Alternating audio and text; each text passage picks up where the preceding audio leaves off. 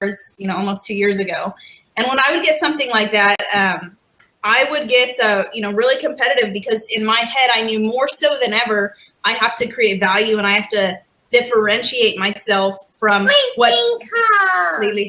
from what most people are doing, which is in that post. I mean, we saw a lot of people say, hey, you know what, here's your price. It's not, or they would just, most people wouldn't take that lead seriously. And for me, the ultimate goal is, I know the biggest leverage that I'm going to have is to get that customer on the phone. Now, I can't call them because there's no phone number, but I want to create that, break that trust barrier a little bit. And yes, of course, absolutely, I'm going to do a personalized video to them. And it might, if depending on how their request came through, if it was, I need this, this, and this, otherwise I'm not going to respond, then I would acknowledge those in the videos, but then I would close off with, hey, I hope you enjoyed this video. I made it safely for you. As you can see, I'm going to be different from most car buying experiences. I have some more information for you. Call me back. My number is listed in this video. And I would actually utilize kind of that tactic when I would get those. And I would get customers who lived out of state, or would drive like 6-7 hours because I was the one who cared enough to do that. And, even though it's just one car deal and it's not, that first car deal might not be a huge pounder or whatever you want to call it, you gain that customer, and that customer's going to come back to you because they're thinking like, wow, I sent this email to, who knows how many dealerships, and this is the one person that kind of went above and beyond for me. So, yeah. I think that one of the things that we need to address is we need to stop calling these things leads. These are not leads. These are people who want to buy a car. And if you just think of it like a lead, it's easy to cherry pick and it's easy to blow right past it. But that was a very succinct buyer. I buy the exact same way. And whether it's sending an email or standing in person at an electronics store, I'm going to do the same exact thing. And trust me, I have sold and shipped cars all over the lower 48 through internet leads. So it's not about distance. I know that buyer was like 8 hours away. I mean, seriously, I've shipped from Michigan to Jersey to Cali to Kansas, all over the place. It's possible, but you need to acknowledge and answer the person's questions. If you're not able to do that, maybe you shouldn't be getting those leads. Give them to somebody who's willing to do the work. Right. I kind of thought too, like and I understand that there's some form fill things, but if I see a customer that sends in a form fill style email lead, like my name is this and this, I want it for this and this, what can you do on this? To me, that says it's a buyer who wants to make sure that they can trust you and isn't really sure how to interact and get the information that they need. So there's so many different options on how you can handle that, once it's coming in. And that's a big part of it, is humanizing yourself. Give yourself an opportunity to set yourself apart from the competition. It's the only chance that you have across the country to say, I am different, and the experience that you'll have with me is different. And I heard a couple of people say, and I always hear people say this, well, I'm going to pass that one because I'm going to work on some other stuff. And I just want to remind everybody that, you don't win the game by getting home runs every time you hit. You win the game by base hits that add up to a home run and a team that is backing you, and every customer counts. Right. Everyone is the same. And if you remember to treat people that way, then that experience will flow naturally and it won't even be a question. Well, I worry about what that type of attitude does as far as permeating every experience, whether it's an internet opportunity or that old-fashioned up bus. What's the difference between that and a tire kicker? A salesperson who is just willing to just walk away from an opportunity to help someone, I question that and would use that as a coaching moment as a sales manager. Right. Jim, thoughts? Oh, I'm here. How do I sound? Good. I think I found it. Okay. It looks like to the top at Top Steak had a question on there. Video straight to email or upload to YouTube. Okay, that's an Elise question. I used when I first started doing video email, I would do the upload to YouTube, and I did that for quite a while. And I still use YouTube because there's a lot of advantages that connect it with Google and video search engine optimization and so forth. But when it comes to video email, I might do something along the lines of posting certain videos to YouTube for video search engine optimization. But I typically now will upload it to another type of server of some type. I know Jim uses iJot. I use Jennifer, you're familiar with this. I use a software called BombBomb. And what it does is it basically allows you to host that video. So when the customer opens it, you can track it. It'll alert you when the customer opens it. And also they're only seeing that one video, so they're not seeing, they're not getting click happy and clicking other videos. A lot of people, when I put videos on YouTube, said, oh, wouldn't customers do this? I never really honestly had a problem with that. When I was selling cars and making my videos and putting them to YouTube, because that was the only thing that I knew at that point. I think I just had so many videos on YouTube at that point that customers would see their video to them, and then they would see, the whole sidebar of other videos that I had sent to customers. And then in their mind, they would actually reply back and go, oh, this is the thing, you do this, you send these videos to other customers. So it never was a disadvantage to me, but just with some other different tools and everything, personally right now, I like to host it somewhere, like I said, I do a variety of each, but I like to host it somewhere else. That way it's trackable and, only just that one specific video they see. Yeah. Now, one thing I've found is I've been putting my videos directly on Facebook. Now, it's a different format, and I'm not directly to consumer, but when you put original content on Facebook first, the views go through the roof. Right. I've seen that. Yeah. One of the things that I always take this and put it directly on YouTube after I've run it on Facebook. Yeah.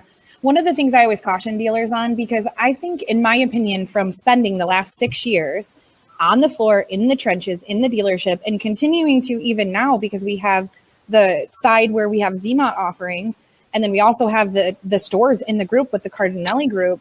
One of the things that I've really learned is the hardest thing about video is implementation. It's getting somebody comfortable in front of the camera and getting them to simplify the process of taking one and uploading it. And we have to take away those barriers. That's why BombBomb is a great tool. But one of the things that I often see in dealerships is they'll attach it to the email as either a recording or they'll insert it with a play. And the biggest two problems with that is that we have to remember whenever we're interacting with the consumer that we have automotive best practices, which include having the video in there. And then we have email server best practices like Hotmail and Gmail are going to look at Yahoo, Outlook, whatever, and say, is this spam because it has it included? So it's always a better option, however you decide to attach it, to either use it as a link or make sure that the coding is right if you're at that level. So that would just be one thing I would caution people on when they're doing it. It does not remove or lessen the importance of it at all. You just have to make sure you're doing it right. And I always, something that I would do too is just right after that, right after I send any type of video or even just a picture or sometimes a PDF file, I have a template that's just a plain text confirmation just saying, hey, I just sent you this, wanted to make sure you received it. And, super, super simple. Yeah. And a lot of times, even when I do that now, they go, oh, you know what, it went into my junk mail or a response from that. And that's just something, again, when I've kind of learned when you can, I'm not really a fan of templates, but what I find myself doing is typing a lot of the same stuff over and over, which kind of takes minutes, which adds time to your follow-up, so to speak. So if you can kind of build those out as, just drop downs, it really saves a lot of time and makes everything kind of run like a very well-oiled machine. Right.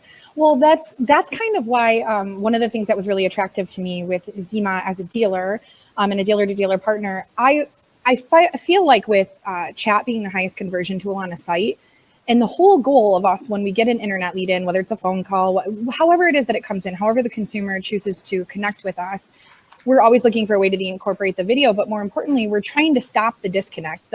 Okay, we got the name, we got the number, we got all the information. Okay, now let's try to call them back. Let's hope that in the last 5 minutes, their world didn't change. Something didn't happen that changed that. And so if you look at chat being the highest conversion and you look at video being the only way that we can continue to do business successfully from 2016 and beyond, there's just no getting around doing it. If you're looking for an easy way to implement, that's kind of one of the things that we worked on as a team. And prior to me and Jennifer joining was that the team came out with a new product called iConnect, and that's what it does. Nothing to do with trying to pitch that product, but just saying like, We looked for an implementation solution that was simple and that didn't disconnect the customer and incorporated video. And that's how that chat to video was born. That's a huge offering. Okay, guys, how do I sound now? You sound good. You know why? You're better, yeah. Some dumb shit had 2 browsers open. That's why I was getting an echo. I mean, you see me fiddling around over here. Yeah, I'm really tech savvy. Now, notice on the left-hand side, the questions are coming in on the white space on the left. Yeah. Yeah. As a matter of fact, the famous Eric Gale just asked one. To the Top just gave us a big compliment about the guests. So notice the questions on that left-hand side. Just a little bit of this and that. Let's see. Who wants to jump out for a minute? Let Christy come in. You know, here, I will pop out and let Christy jump in. Okay. Christy, you ready? There went Jennifer. Okay, Christy, jump in that open seat. Should just see a little phone on the screen. Just click I it. keep a close watch on this heart of mine. Oh, golly. At least you got your hands full with Lily, don't you? Yeah. You can see her little feet. There's a little hand right there. Hey, Jim, while we're waiting for Christy to jump on, you want to pull Lisa in real quick since she's not in yet? Oh, hey, Lisa, jump in that seat. Let's fill it up. Because what I want to talk about now is BDC or no BDC. Ooh. Lisa or Christy, jump in there. I wonder if it's not letting them on there. No, it's open. Here we kicked out poor Jennifer, and those two. Look at we're just knocking them out. I'm sure they're. It looks like they're trying to come in. Yeah, well, they're not. No, they're not trying to come in yet. Okay, Jen, jump back in that seat. It looks like okay. This is her favorite one. Yeah, she wants to be on this subject. Yeah, she's fired up. I am. And to BDC or not to BDC, here's the thing. That's going to be different for every store. But the most important thing, because that's when we talk about BDC or not BDC, we're talking about structure for handling your opportunities. And you can have either structure or a mixed structure. That part doesn't matter. What matters is your process. And you need a process that will work with BDC or customer care managers or appointment setters, whatever it is that you call them, or your salespeople. Average people with great processes can yield incredible results. Absolutely. Nothing to do with structure, 100% process. So ask yourself first, what's my process? Then figure out your structure to BDC. Right. Well, in the famous words of Taylor Swift, Band-Aids don't fix bullet holes. So let's, think about assessing the process. All too often stores say, well, I've heard I need a BDC. What does a BDC really do? It's something different in every store. But the basis of it is if you don't have the right foundation in place before you start one, it'll end up being a back and forth go-to thing where a year from now you go, well, we didn't really have any business.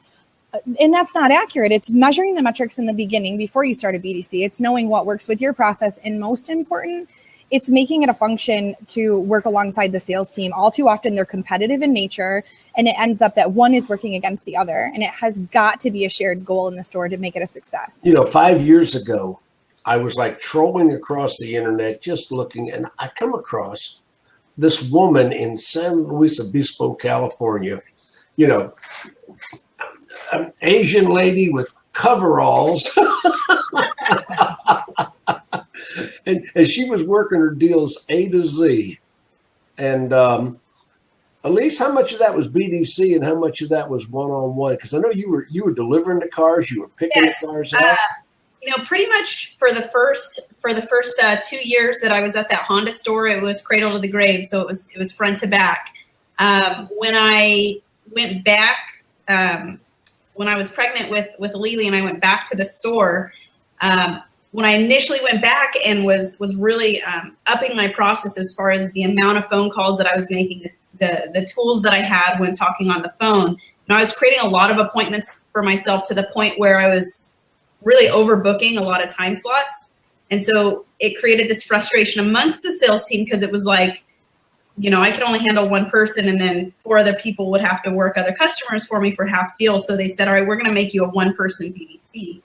And as a whole, that's, that process that I had kind of gained and that I was utilizing worked for the entire store. But, from a personal level, what was frustrating for me was, okay, here now I'm doing the same things that I would do anyways if I was working the deals cradle to the grave. I'm making the phone calls, I'm doing the videos, I'm making more than one attempts, I'm, utilizing this whole process put into place all day. And I'd be doing it anyways if I was selling cars. Now I'm kind of utilizing that process for everybody. So everybody's happy because everybody's everybody's selling more cars, more people are coming in. But really in my mindset, what was frustrating is I'm doing this and I'm staring out. I remember staring out this glass window that I had to the showroom, and you got the huddle. You have the huddle of sales guys standing right there by the door. And it kind of, it was frustrating. Were they all guys? Yeah. Yes. It was this off balance. Was it all guys? I mean, there weren't any non-achiever sales girls in that crowd. In my mind, no comment. In my mind, as Bobby had said, it's all about process, and every store is going to be a little bit different. But a fully professional sales consultant, in the automotive industry, whether if you're selling cars cradle to the grave, you need to have those phone skills and those processes put into place like a BDC person, because we all know that, even when you're selling 30 cars a month, there's still those times where it's like, okay, I'm not with the customer. Well, what do you need to be doing? You need to have those phone skills and those processes put into place like you're a BDC person. As far as, which is better, I see a lot of dealers struggle with, we can't get our sales guys, or we can't train our sales guys to talk on the phone or make phone calls, so we're going to build a BDC department. And then they build a BDC department with, appointment setters or whatever, whatever you want to call them, business development center representatives. And then it kind of fails because it's the same problem. Well, we're not getting them to really, do much on the phone either. And so the core problem is, training your people and putting a structure and a non-negotiable process put into place when it comes to using the phone, using your CRM, and measuring your, results, as Bobby said, as far as the phone calls that you're making, the quality of the calls, how many connections you're making, how many appointments you're setting, and so forth. So if that's the road you decide to go, right. Sure that you manage those. Like Elise is saying, how many appointments are you expecting to show up? You can back into the number of activities those agents need to do every day. But the number one problem I see with BDCs in the store, they'll be trained if they're doing a great job setting those appointments and getting them to come. We have a breakdown in the process between the handoff between the appointment setting department and the sales floor. Right. So well, the sales department loves the BDC. Yeah, they do.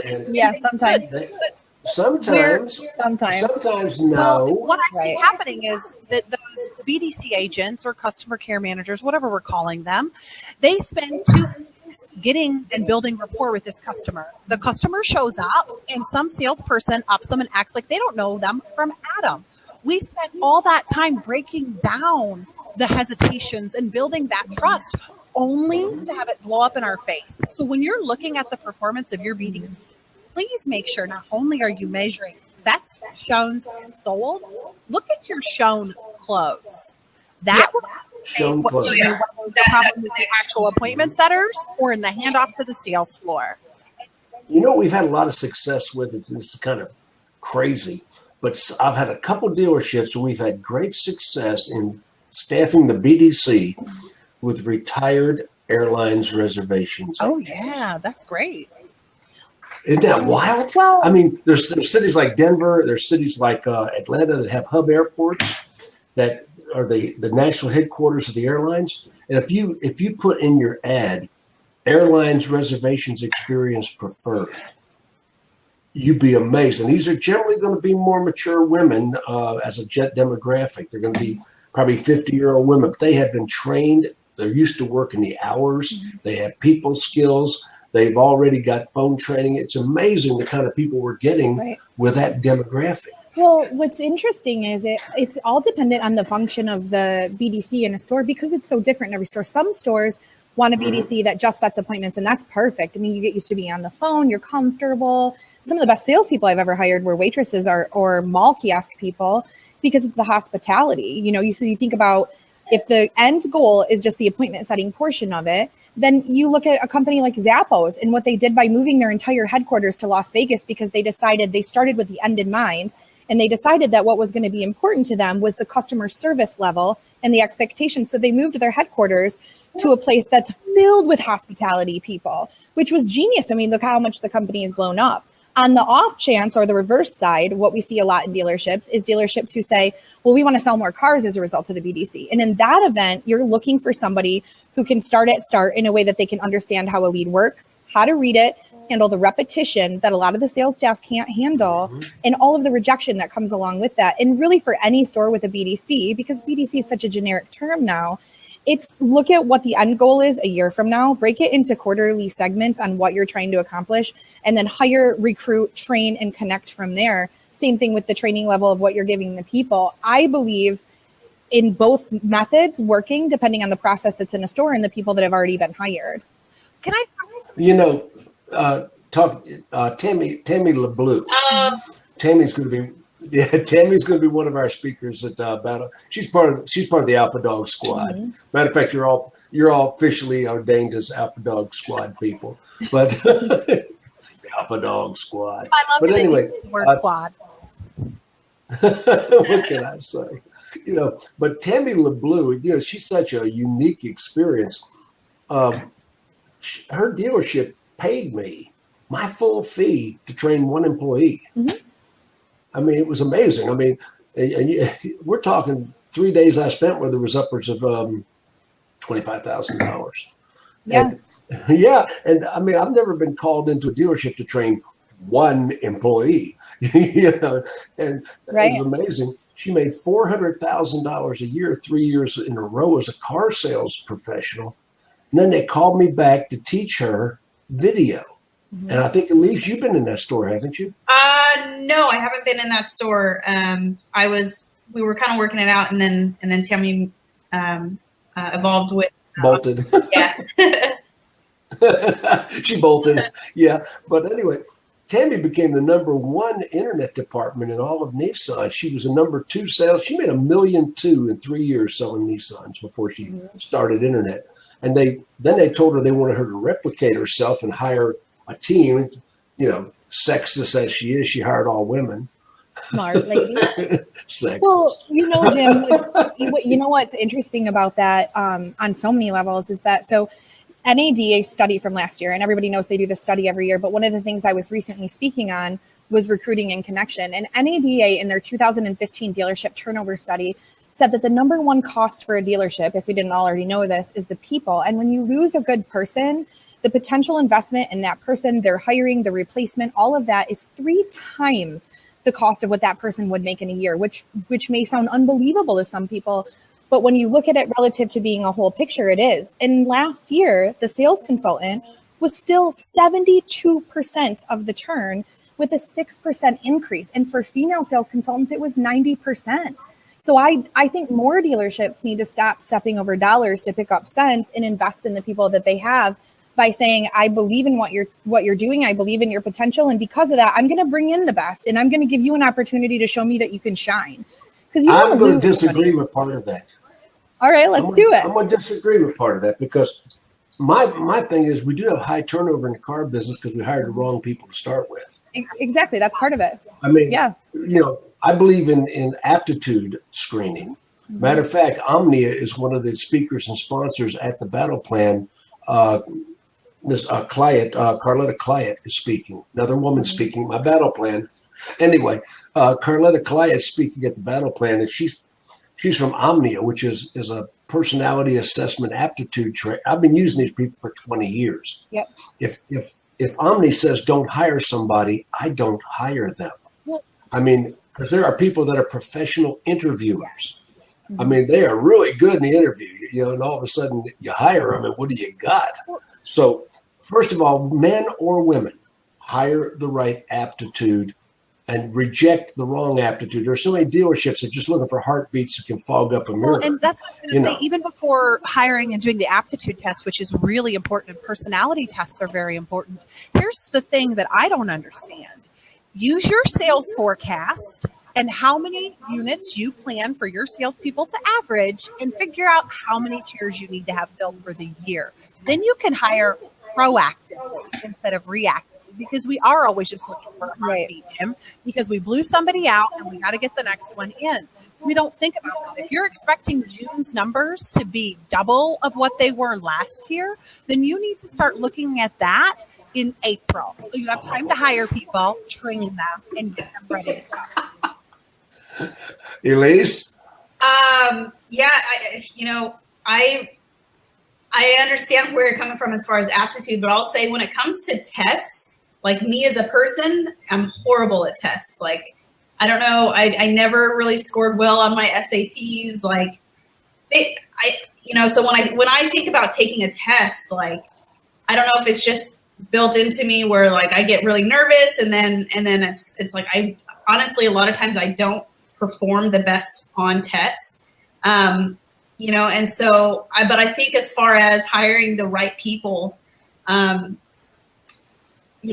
definitely, it's like I said, there's a lot of people that interview well and so forth, but I think from what I've heard, like as Bobby had mentioned earlier, some of the best employees come from, they might not have a stellar resume, they might not have a master's degree or whatever you want to call it, but they come from the hospitality industry.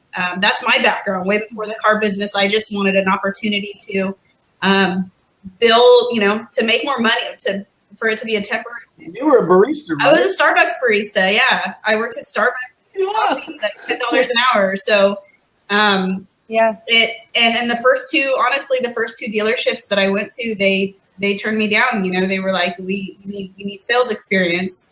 But I just remember at that time there was something kind of like wired inside me that I felt like this was going to be a good opportunity, and I wasn't going to give up until I got hired as a car salesperson. And from that moment on, I've never really looked back. So, but as far as right. Once to hire that person, to lose somebody, one of the reasons that I left my store, and sometimes I even wonder this, it really had to do with the direction, my mindset and the direction that I wanted to go, and the culture at the store that I was at. It was kind of like two different. I was kind of headed this way, and the culture of the store wasn't expanding. And Bobby, when I worked with you and with the Garber Group, one of the things that I really appreciated about that group was they were so forward thinking, and it was something that I wasn't. Even now, I work with dealers that have that mentality of giving your people training, giving them the tools that they need.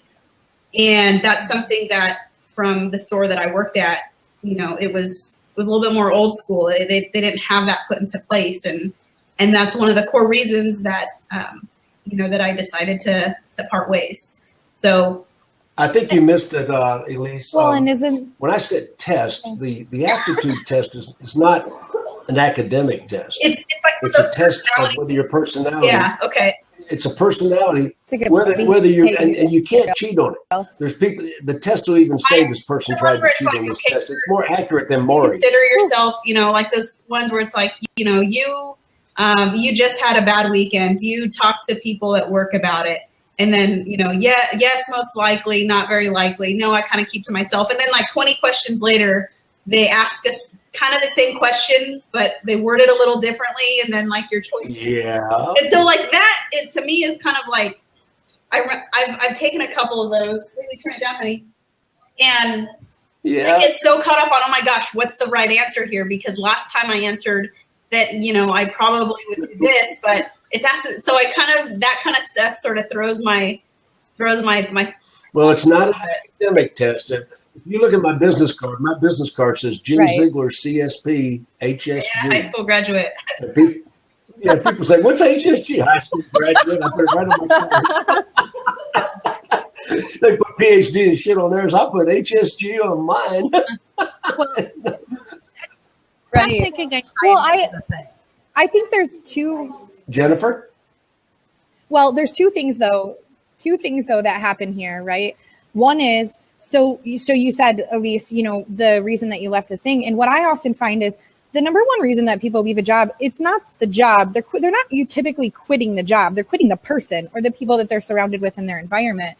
But one of the things that I think reduces that turnover and that we need to spend more time focusing on is hiring people because they're the right person for the job and not because we like them. It's way too easy to meet somebody, like them, and think, ooh, I would like them to work for me. They're really smart. Only if everybody you hire is like you, then who handles your weaknesses right. And how do you balance their strengths? Teams need to be comprised of people that, and when I say like you, I don't mean you should hire people that you just think are terrible and you don't want to work around. But what I mean is let's hire people based on drive and ambition. Let's teach them the rest and let's hire them because they have strengths that we don't and weaknesses that we don't. So we can balance one another on a team. That's the strongest way to make a team. And that's why those numbers are so high from NADA because Jim, you're right. We hire people that aren't right for the job. Jennifer's right in her point that we have to do that because we're reactive instead of proactive. And regardless of gender or age, that's an issue all the way around and probably one we could have a whole call on. One of the things, even if your entire store does not have that culture, you as a manager or a salesperson or BDC manager, whoever you are, like I've always attacked my job is I'm training myself out of a job. And that's why my teams have been so successful. And that success will permeate past it. Now, we know if the culture is terrible, that's hard to beat. But if you can be the person to start the ripple effect, do it. Don't just sit back and complain about it being bad and nobody training. You as a manager, sales manager, BDC manager, GSM, GM, take the opportunity and start somewhere to create that positive training. Every single person that has ever worked for me, with me, or under me knows that I say, look, if you want my job, I want you to take my job. Let's start training right now. And that's how we make change in our dealership. So many times managers are afraid of job security. If I help Elise become even better than she is, what's going to happen to me? Get over it. When you create a team of rock stars, you're going to keep going up and up and up. Don't be afraid of losing your footing. Use it to jump forward. Now, Velocity Sales says something on the side there, and I guess that's probably Ed. Ed's a communist. Ed Brooks, yeah. I can't see it. He said I'd be happy to hear that Auto Trader has used Omnia for years. Well, guess what? I'm the one that introduced Omnia to Auto Trader all those years ago. See, a lot of people see that I take shots at Auto Trader, not as much as I take shots at Cars.com. I really don't like those people. But I do take some shots at Auto Trader. But in the beginning, I was the consultant for Auto Trader. Chip Perry hired me when they first started the company to teach their people how to sell to car dealers. And it was at that time that I introduced them to Omnia. So, yeah, Ed, you're right. They do use Omnia, and I should be getting a commission on that, but I wasn't smart enough to do that at the time. You're welcome. I got to change the subject, ladies. What I want to do, I want to talk about a statement that I have made numerous times. About babies? Most deals in the dealership that are blown because somebody mishandled a telephone. And I'm going to say that the number one employee that blows deals on the telephone is the receptionist. Open it up. I'm interested in the understanding why behind that, Jim. Share with us. Okay. First of all, if you listen to car dealers, what does the receptionist believe it's her or his? Very few male receptionists, but let's be demographic. Let's pretend that this particular receptionist, whichever gender, believes it's their job to get the customer as quickly as possible to voicemail. Oh, it's a truth. It's a truth. Receptionists believe it's their job to get that customer as quickly as possible to voicemail and not hook them up with who they called to speak with. Number one problem. Number two problem is management and salespeople do not take their calls. They let them go to voicemail. Mm-hmm. So the more deals are blown by reception and voicemail than any other two entities in the car business. This is 40 years of experience in car dealerships talking. This is experiential. I don't have any analytics. The first four letters of analytics are A-N-A-L. Yeah, but Well, here's the thing. I think with a phone call, and I don't disagree. Just looking at the whole thing is every step of it is so important, right? If we have receptionists that are trying to get it to voicemail, is that because we've set a standard for how long it should take to get that call over? Is that because we're not forwarding calls to cells or they're because overloaded? they're overloaded, right? So it's every element of a phone call, from the time that the phone gets answered to the time that a customer is handled and what they called for is addressed, and we're starting to ask our own questions. That experience has to be positive. Most of the OEMs require now that you don't have a call transferred more than 3 times, that you don't have to wait for more than 30 seconds for somebody to answer. And it's unfortunate that we allow in dealerships to take the lifeblood of our business, all the dollars that we've pushed. I mean, we're all trying to get them on the phone. Even if they send in an email, that's the end goal for that step to get them in the store. And we squander the opportunities through not answering questions appropriately, through not having the receptionist send it to the appropriate person, by not picking up the phone. And it's amazing to me because I'll tell you what, in my world in a dealership, if you're not good on the phone, you're not taking phone calls. And if you don't answer your phone calls when a dealer, absolutely not. Take them off. It is a right. It is not a right. It is a opportunity that is earned. Privilege. Absolutely. And I listen to phone calls for dealerships. I'm telling you what, I'll lose 10 pounds every day that I do that because every phone call makes me want to throw up. It's terrible. Like, you think about who has the ability to talk to a customer on the phone and who's calling these people back. And this is what we're pumping dollars in for. And dealerships are losing car deals all day, every day, because they aren't properly trained and they're not handling it right. Right.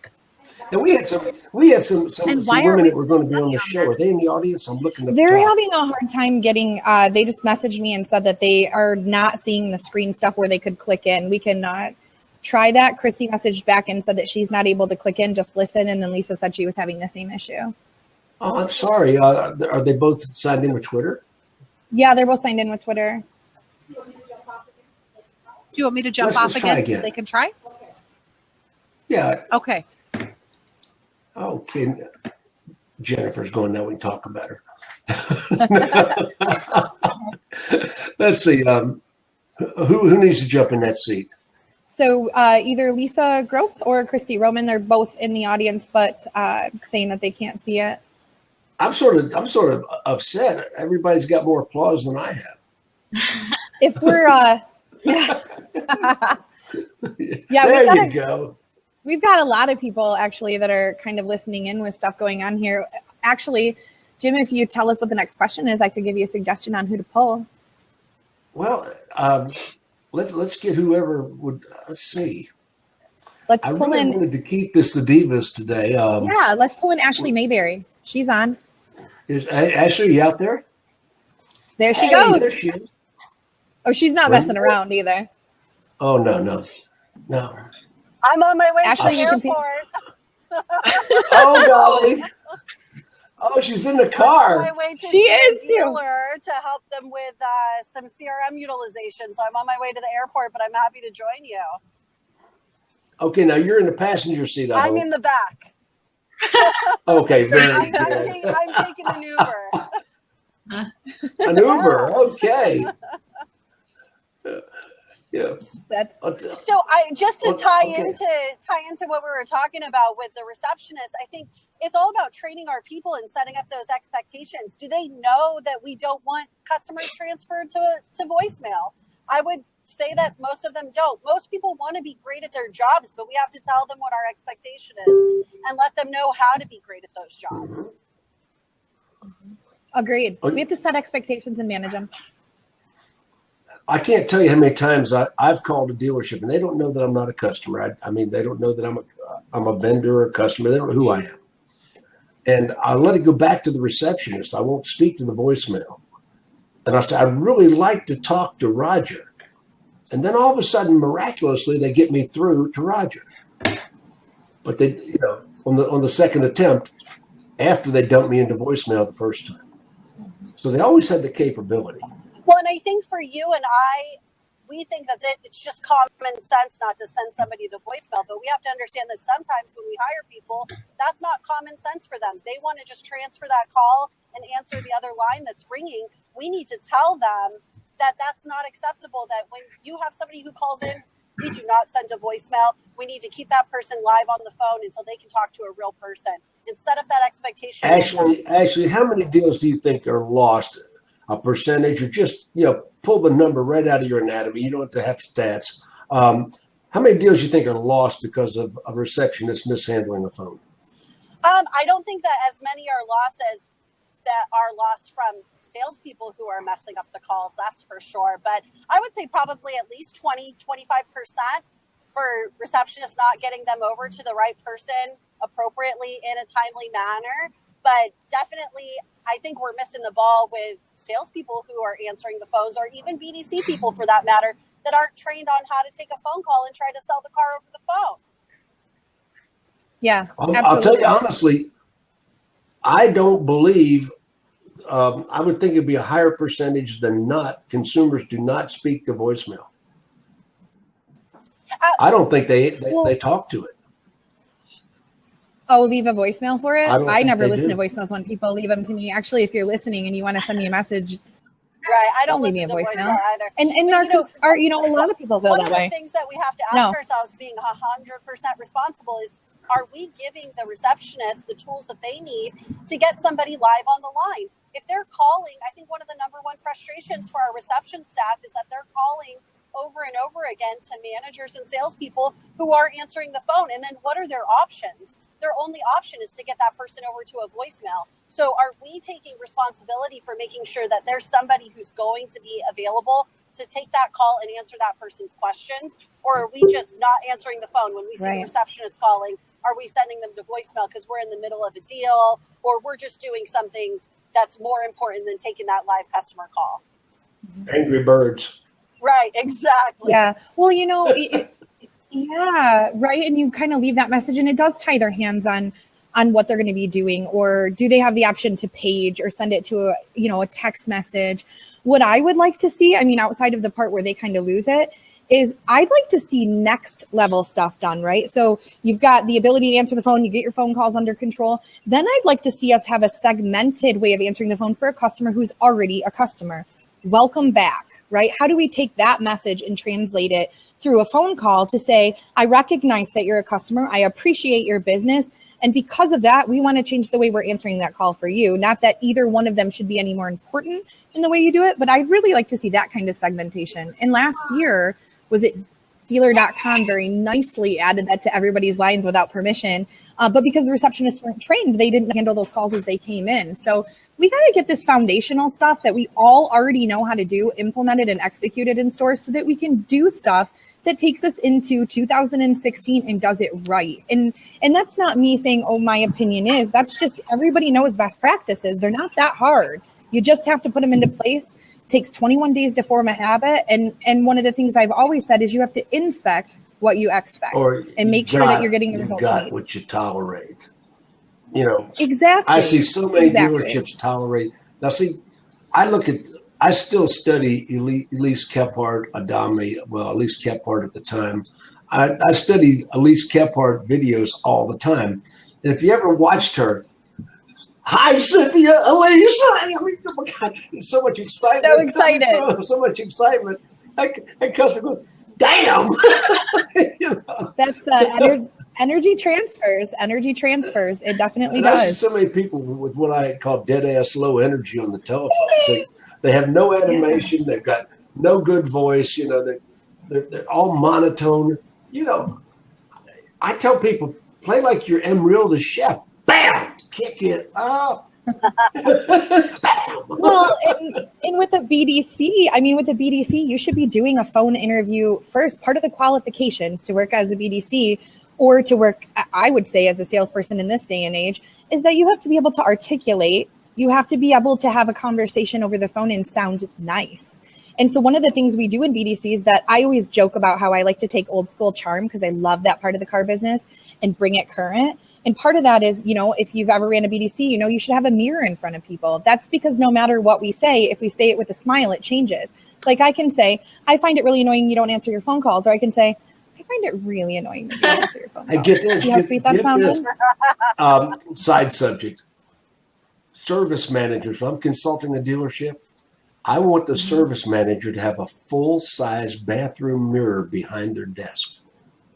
Because tell us more. Because consumers cannot be pissed off when they see themselves looking pissed off. That's a good idea. Yeah, I mean, you got a heat case on a service drive. You take them in your office, and the customer sees their screwed up face when they're mad, and they stop being mad. It's so true, because that mirror, you forget sometimes that your tone changes when you smile. You relax when you smile. And in any experience that we're having, we can give the same message with class and still have the same results. And that's a big deal. Mirrors are important. Well, yeah, that's why I love working with Elise, because Elise uses the video response. And I was sort of a pioneer with video in the car business. I really was. I mean, and I'm not a tech guy. I mean, I have trouble loading my computer. I got 2 browsers open. You wonder where the damn echo's coming from, But I'm not a tech guy. But Digital Dealer 2 or 3, I mean, way back, I was the keynote speaker, and I stood up in front of the audience and I held up a flip camera. Oh yeah. Does anybody remember what a flip camera was? I probably have one of those somewhere here. Yeah, barely. I held up a flip camera, Yeah. and I said, "Does anybody know what this is?" I may even have a flip camera. Oh my goodness, you do not have a flip camera still. But anyway, I held up the flip camera. I said, "Does anybody know what this is?" And nobody in the audience, 400, 500 people in that audience, nobody knew what a flip camera was. I videoed a person in the audience, interviewed them, stuck it in my laptop, emailed it to myself, and played it back on the projector. And people were like, damn. And a year later, it was epidemic in the car business, video response. And not because I'm such a genius, I'm a member of the National Speakers Association. And I had just been to the National Speakers Convention the month before and learned about the flip camera. And I'm teaching people today, learn from outside the industry. So many people are teaching each other the same old shit that each other's teaching each other. We are so inbred with it. Yeah. We're not learning. We're like Arkansas hillbillies. This ties in so well with what Bobby was talking about earlier with the eye connect, because we're noticing that our salespeople are doing so much better when they're doing video chat. And why do you think that is? Because it's so much more like body language. I can see the other person. I can see if they're smiling. I can see what their reaction is. And I can also see myself, and I'm smiling, and I'm connecting with them in a way that's natural for me as a salesperson versus on the phone where I can't see what their reaction is, and maybe I'm not so good at that. So it ties in perfectly to the eye connect that we were talking about earlier. Video is where everybody wants to be. That's why everybody's on this Blab right now, because we can not only hear you, but we can also see you. This is a lot more fun than a conference call. We've had 101 people come in and out. And there's 25 right now on the Blab with us. Nice. But over 100 people have come in and out of this Blab. Yeah, it's interesting to me, though. You touched on a really good point there, Jim. It's interesting to me that since 2, and we're now at 20 for that digital conference, which is 10 years, right? Because it's twice a year. Let's just go with that. 10 years, and we're still trying to get people to implement stuff. Can you imagine if a dealership 10 years ago, let's say 5 years ago, put in a badass video process and started using it, and they were all looking at everybody like, oh, that's so funny. Look at you guys still trying to do it. The crazy thing is Cardinelli is one of those groups, and that's why they're at number 4. There's a ton of dealerships that are out there doing incredible things, but there's way too many that aren't participating at all. And it's like you tell them about it and they go, well, I just don't know if I agree. Let's stop making decisions in business just based on our gut. And whether we like the change or not, it's time to adapt and start implementation. And you can do that in baby steps, but for crying out loud, get to do it. Catching up with me on applause over there. Eric's loading you up. One of the foremost video practitioners in the world is sitting right there, Elise Kephart-Adami. I mean, her video is so personable, and her ideas. When I listen to her at Battle Plan, I'm blessed because I get to learn from you guys. It's not, I don't just go there to teach. I mean, I've been teaching for 40 years, but I'm learning. Jackie B. Cooper was my mentor. He was the sales trainer of sales trainers of the 70s and the 80s. But he never changed what he was teaching. I have changed and reinvented Jim Ziegler so many times and moved forward. And there are so many people in my age group and the generation behind me that refuse to change. They're stuck in the time warp. You know, it's like Groundhog Day. They wake up to Sonny and Cher every morning, you know, and that nothing changes in their life. You know, so it's important that you have to step out there and be brave enough to try and do new things and invent new things. So many people don't do that. Yeah. So BDC or no BDC? Yeah. Ashley, BDC or no BDC? That's really going to depend on the store. So I actually just spoke at Digital Dealer about BDCs, and I, built my career on building BDCs, but I have to tell you that most stores are not ready for it. They don't need one. We're just adding extra expenses. You're an Alan Ram disciple. We're just adding an extra expense, right? And I love a BDC, but I believe that you need to maximize the efforts of your salespeople before you add a BDC. We're looking to add contacts out. We're not looking to replace it. So if you don't have a handle on your salespeople and you can't get them to make phone calls, adding a BDC is not what you need to do. You need to start becoming management driven, start driving your sales staff. And when you max them out, that's when you add on another layer of follow-up so that we can get more net, right? We want revenue generation. I'm not looking to hire 2 people to do the job of 1 person. Okay, well, Ashley, you want to jump back out and let Jennifer back in? All right. Okay, and Bye, Ashley. Thanks, Ashley. I'm really upset. Bobby has more applause than I do. It's probably just because I'm so pretty. One thing that I wanted to mention earlier, and I'm glad that we've circled back to this topic, is that most people forget the development word in BDC. It's a business development center. If you don't have a sales staff that's trained to handle phone calls and you throw on a whole nother department as an expense, those are glorified operators, right? They're routing calls and scheduling things. Are you actually training them and putting the process in place so they can help you to develop more incremental car sales, or are they just handling what's already coming in? It should not just be an incoming strategy, but it also has to be an outbound strategy. Now, Andrew just said that if you don't have a BDC, then your dealership is the BDC. That's business development. You know what? Dealership. David Kane has talked about that. A lot of people have talked about it. BDD. Yeah.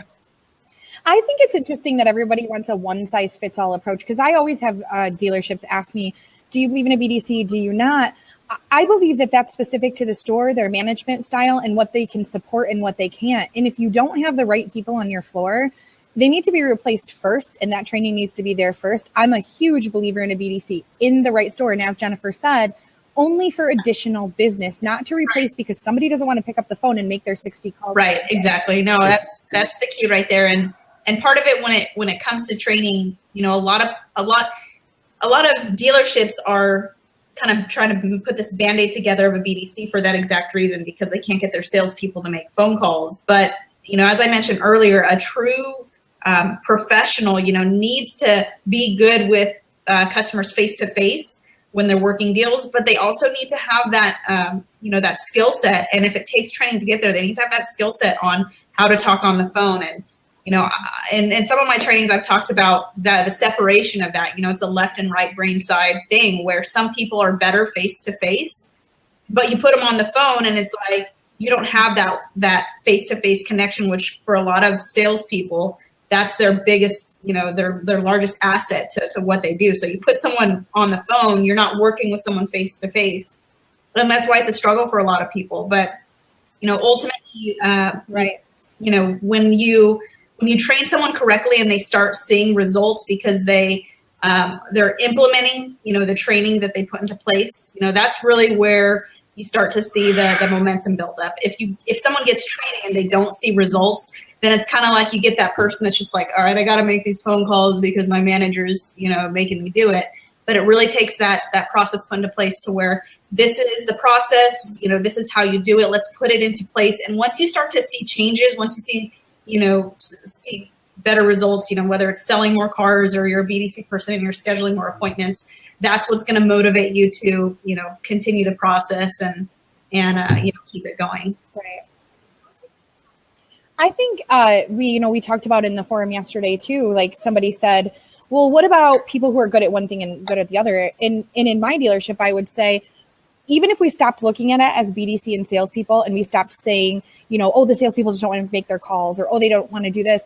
What if we started training people in the store in segmented things and saying, you rock on the phone. You're in charge of phone calls. You live on this team.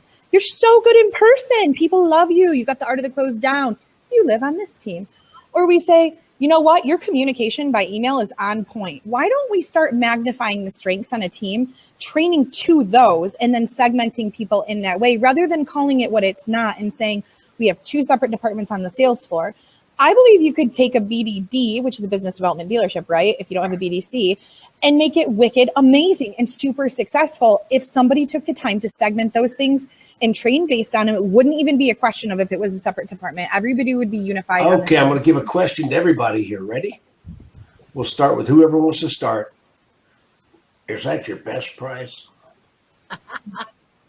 Jen, go. Is that your best price? I'm shopping 3 dealerships and I want your best price. Now, you just gave me a price. Is that your best price? Absolutely, Jim. That's my best price. You are shopping 3 dealers and you know my price is competitive, which is why you're on the phone with me right now. Let's talk about the additional value that purchasing from me will give you. Go into your USP. Understand USP. I almost had a heart attack one time talking to an executive at a dealership who had no idea what USP stood for. I don't discount price ever. Me, as a manager, as a salesperson, I'll never give it up. Ever. So it's all about building value. And so I'm going to show you why it's worth that dollar. And yes, I will be priced competitively because I've done my research and I know that I have the price right. I have an answer for that, but I'm going to let you guys go. Bobby, is that your best price? I mean, come on. Such a best price. Yeah. So here's the thing. It's not a one size fits all option. You can say to a customer a couple different things, right? One, we don't mark up our vehicles in the thousands. We mark them up in the hundreds when we're posting them online so that we have room for flexibility. But please know, because we respect the research that you've done, we've already offered an incredible price for you. My goal, so here's the thing with, is it your best price? You have to get around that question and still be able to answer it. Does that make sense? So I have to acknowledge your question. I have to give you, I know that the price that you saw online, you might not believe in because we've taught you not to. But that price is available to you. That's something that you have the option to come in and purchase it for. Being careful, though, that when you start to discuss price that way over the phone and go too far into it, you become somebody who's trying to sell on the phone. And what your goal is to get them into the dealership. It's to answer the questions and set the time. And you can go back to trade. You can go back to trim level, all those different things to get around the pricing question that they're asking you. But ultimately, is it your best price? It depends on the situation of your car deal. Jim, That's your best price? Jim, I understand getting the best deal is absolutely important. I wouldn't expect us to do business otherwise if I couldn't get you the best absolute deal. Now, that being said, let me ask you a quick question. Oh, that's a Sean Bradley word track there. This big Ford Explorer that you're looking at, if you could buy it anywhere you went for the exact same price, who would you prefer to give your business to? And the only reason that I ask this, is because aside from price, knowing that you're a little outside of my market, I know that in order to earn your business, not only do I have to be competitive on price, but I have to go and be something above that. And I have to go above and beyond on my customer service and my value even after you do business with me this one time. And that's something that makes me different. That's something that makes ABC Motors different from your previous purchases. The best thing for you to do, and I can guarantee once you're here in person, price is not going to be the reason that we lose your business. The best thing to do is visit with me. Your presence is always your leverage. That being said, are you available this afternoon or would this evening work best for you? Your presence is your leverage. What a great line. Somebody asked me. What was that? Jim, what's your best price? Oh, well, that's the best price that we're allowed to give on the telephone or advertisers. Certainly, heavens knows, not our best price. Original single. You like that? You like that? Oh, no, that's the best we're allowed to advertise or give out on the phone. I'm not allowed to give that out. That's the biggest problem is I think that the reason. I mean, think about that. Is that your best price? Oh, no, sir. No, absolutely not. What? That's not what you're going to get when you come here. The problem is everybody else is willing to answer it for them. And what I think that the reason that people ask that question when they talk to us on the phone, and the reason that when they send in an internet lead, they don't ask any additional questions, but that is the first one, is they already know if it's your best price or not. They've already seen the invoice. They've already done 17 and a half hours of research online. You are 1 in 3 that they'll visit, but you are 3 to 7 that they have already visited online. They already know the answer. But because we spent so long advertising things like $199 lease payment, and you got to qualify for 17 things, have brown hair, a purple short, and walk a dinosaur on a Tuesday, boom, you get the deal. Because we've done that. What they're really asking us, a T-Rex. Herbivore. Yeah. What they're really asking us is not, is this your best price? What they're really asking us is, are you lying to me online? Right. Can I trust you? And they're just asking you to confirm what they've already seen. But then you can go into the next set of things that they have. And I always tell people, focus on the trade. If you've got a trade in, you should be able to get that customer in with no problem. It is not difficult to overcome a trade-in objection on the phone. And we're almost down to the end of this thing. We started about 7 minutes, 8 minutes late, so we're going to end about 7, 8 minutes late. But the last question I want to ask is, you call the customer and they say, look, I found a car at another dealership and I think I'm going to buy it over there. What do you do? Jennifer? Well, immediately Jennifer, go. So first of all, I mean, I'm really excited that you think you found the right car for you. Can I ask you a couple of questions about the car that you found at the other dealership? How does it compare to what you were looking at my dealership? And why, is it what they've done or is it the vehicle? Let's talk about what it is that really is pulling them away. Now, first of all, I think that if you call the customer and that question or that issue comes up, then you skip some steps earlier in the process because you shouldn't even be there, because you should have already handled that. But if they do say that, you're going to have to pinpoint what that objection you missed is, because it's probably not the other dealer and it's probably not the car. There's another objection that you have failed to Okay, so you don't think it's the car? Especially if it's the same car. Not if they're dealing with me. Oh, God. No, we're talking about in super women. Is it a I'm used not car? talking about your average person dealership. Bobby, what's the answer? So if it's a used car, it's a different make model. I'm going to go right into value proposition on the car. I'm going to run a Carfax from that other dealer. I'm pulling their screen up right now to find out how they were even able to offer a similar car for a different price than I was, so it doesn't happen again. But I am selling that value. I am going to try to match that deal if that's what I have to do to get there. There's so many different things we can do in that situation, build value in ourselves. Check to see if we have the car. There's going to be times where we lose that battle because maybe we are not priced right or we didn't acquire the inventory in the right way. But a new car, apples to apples, if we're looking at that, I can get thing that I don't have on my lot. I will sit down and do a acquisition, setup with you. What exactly are you looking for? And I tell people this, Jim, in trainings all the time. Do not be afraid to say to the customer, the last time you bought a house, did you call your realtor and let them know what you were looking for and let them find it for you? You did. Let me be your broker. Trust me to be able to find you that.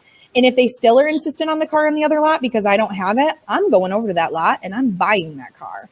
10 years ago with my old school charm, I had to put a deposit on it and walked, but I know now that that's not okay. So no, I would be looking at everything I could to make that happen. Elise?